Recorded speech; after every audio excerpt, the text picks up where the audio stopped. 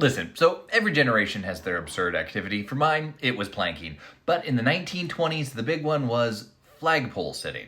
That is exactly what it sounds like. It just requires you to go up a pole without a ladder and then, well, sit.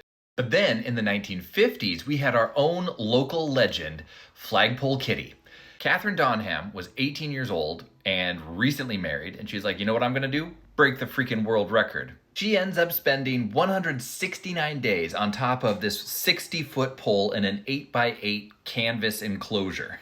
To get up there, she had to be lofted up by a local lumber worker, and then she spends her entire time inside of that structure. Flagpole Kitty had a telephone there with a 10-person party line, and the News Tribune would regularly deliver the newspaper to her little enclosure.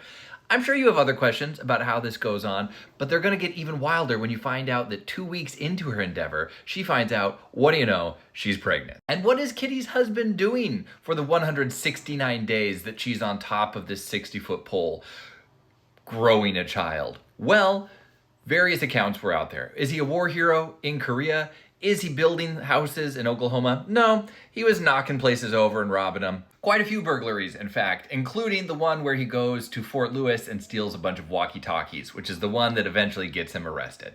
So after 169 days, when Flagpole Kitty comes down from the top of her perch, she divorces her husband, sets the world record, and hey presto, holds on to it for a very long time. The current world record for pole sitting, believe it or not, is actually 439 days. Anyhow, next time you're worried about your kids or whatever having too much screen time, just remember, there are worse things they could be doing.